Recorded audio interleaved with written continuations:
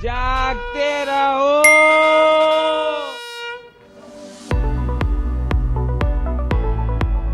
निवेश के लिए सोना सबसे सेफ माना जाता है और इसमें कोई दो राय नहीं है कि गोल्ड के रिटर्न की चमक के सामने सारे निवेश फीके ही लगते हैं।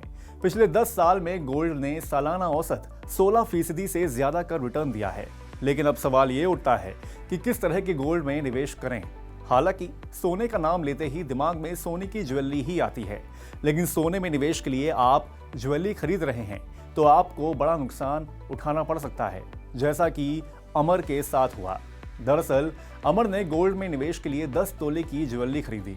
तब बाजार में सोने के भाव 72,000 रुपए प्रति 10 ग्राम था। ज्वेलर 24 कैरेट के हिसाब से ज्वेलरी के पैसे वसूल रहा था, साथ ही 10% की दर से मेकिंग चार्ज उसने लगाया।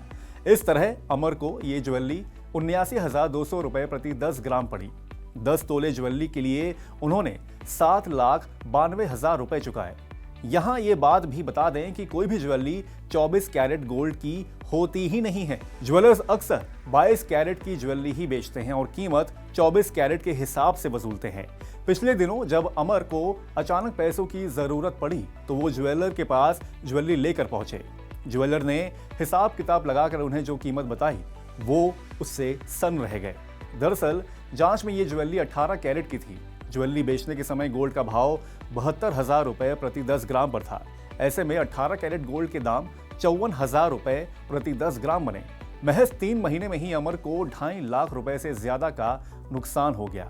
ऐसा सिर्फ अमर के साथ ही नहीं हुआ, बड़ी संख्या में लोग आड़े वक्त में जरूरत के लिए गोल्ड ज्वेलरी खरीद कर रख लेते हैं।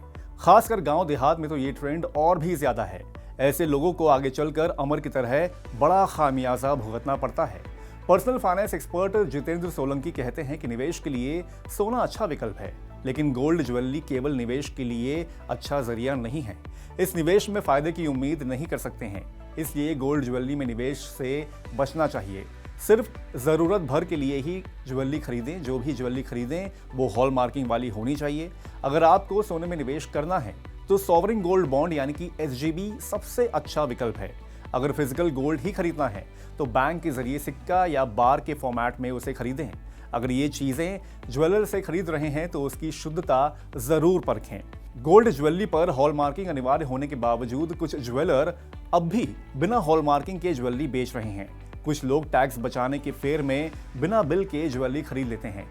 आगे चलकर उन्हें इसकी कीमत चुकानी पड़ती है। इसीलिए जब भी ज्वेलरी खरीदें तो उसका पक्का बिल जरूर लें। इससे आपको कई फायदे होंगे। आड़े वक्त में जब भी आप इस ज्वेलरी को बेचने जाएंगे तो ज्वेलरी इसकी शुद्धता के मामले में मुकर नहीं सकता है। अगर ज्वेलर पक्के बिल के साथ ज्वेलरी बेच रहा है तो वो हेराफेरी करने से बचेगा। जब भी आप सोना खरीदें तो वो हॉलमार्क होना ही चाहिए। ज्वेलरी का गोल्ड की कैरेट के हिसाब से ही भुगतान करें।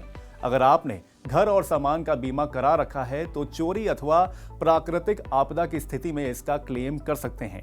बिना बिल के बीमा कंपनियां क्लेम को स्वीकार नहीं करती हैं। यही शर्त बैंक लॉकर पर लागू होती है। इसके अलावा आयकर विभाग की छापेमारी के दौरान पक्के बिल के साथ खरीदी गई ज्वेलरी को आमतौर पर जब्त नहीं किया जाता है। इसलिए ज्वेलरी खरीदने के दौरान सस्ती और GST बचाने के लालच में ना फंसें।